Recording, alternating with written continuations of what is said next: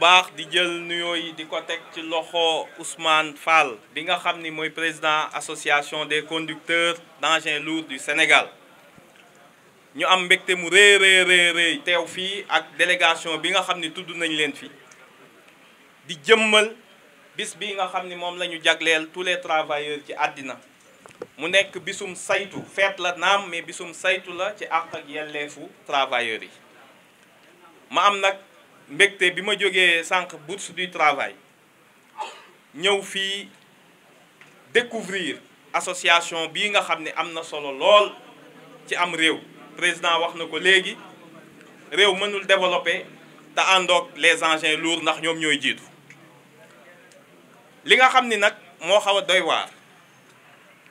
mooy boo demee ci dëkk tubaab yi ñi nga xam ni ñoo am permis yi dawal engins lourds yi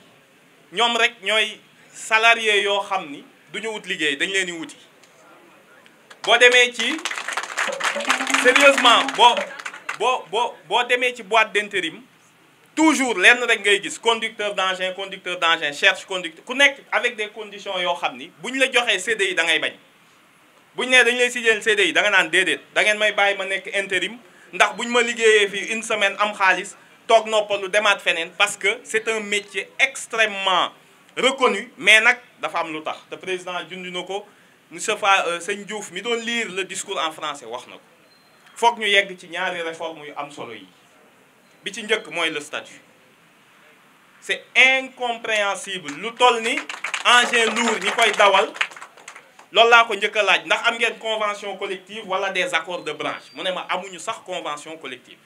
maanaam yéen ak ñiy dawal taxi ñi dawal moto Jakarta lañ considéré noonu lañ leen di jëlee noonu lañ leen di dàqee alors que le premier problème donc c'est le statut parce que kuy liggéey engin lourd ci mine le minimum mooy war na am prime de risque mën na am prime aléa climatique ndax ci naaj bi lay nekk 40 degrés di manier ay outils yu dangereux kooku bu amul ce statut minimal là mais liggéey bi mënul dem beneen bi ci nekk mooy une certification wax na ko avec un centre agréé ba nga xam ne bu ñu joxee les multinationales ay chantiers yu mag dañ naan leen wan leen ñu engin yi ngeen di liggéeyee yépp bu ñu leen joxee marché bi yi nga xam ni ñun suñu gars yi fii mënuñu koo dawal ngeen indi ko fi 9 mois avant ngeen former leen ci mais kenn du nangu ngeen indi yéen seeni conducteur ñuy dawal yenn engins yi boo waxee ñu ne la non ñii gars yi mënuñu koo dawal donc ce permis yéen dañ leen war a détacher ci permis de conduire yi boo demee ba am permis day mel ni koo xam ne dafa am master ci dawal mooy permis bii mu am dañ ko yóbbu ci centre mu maîtriser ko ñu agréé ko mu téye certification boo koy embaucher certification bi ngay embaucher loolu bu amul lii yëpp ngeen di wax nii mais c'est voué à l'échec te loolu c'est pas normal mu continuer ba heure bi mais nag yéen aussi yàlla dafa def ngeen mën a xeexal seen bopp parce que yéen bu ngeen xëyoon taxaw réew mi taxaw société yi taxaw loolu moom mën naa ni yéen képp laa jàpp ni ak médecins yeeg ñenn ñoo xam ne mën ngeen xeexal seen bopp moom donc li ñu war a yegg mooy ngeen fexe ba permis bi ngeen yor France ku am permis poids lourd je vous assure day génne wane ko waa këram defal ko feet parce que xam nañ ni mooy permis wu liggéeyam à fu mu mën a dem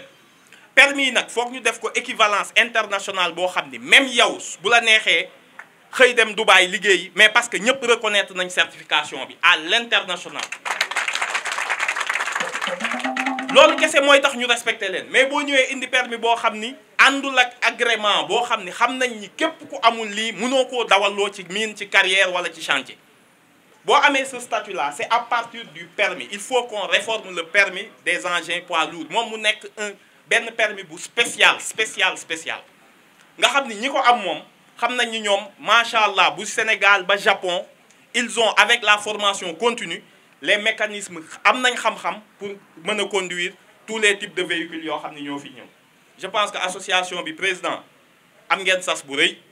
mais seen situation tamit mën ngeen ci lu bëri donc incha allahu rabbi on essaiera ñu liggéey ci ngeen rencontrer le ministre des infrastructures accompagner peut-être aussi ngeen jox ma seen doléance ma joxal la ko la commission transport bu assemblée ndax régime bi ni muy doxee du ay député individuellement ñooy jóg di dox ay yenn yi dafa am ay commission yu ëpp doole député bi gën a mën a ñoŋal seen revendication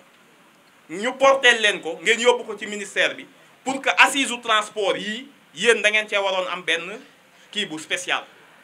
ñu jëm ci loolu. Je pense que bu ngeen amee statut boo xamante ni seen permis du bokk ak sax couleur yeneen permis yi ba nga xam ni foo ko génne nit ñi xam ni permis bii ki ko am ak ki am master ñoo yam te kii moom fu ñu gisee kër gu rafet borom miin bi bu amee moom war na cee mën a gis boppam.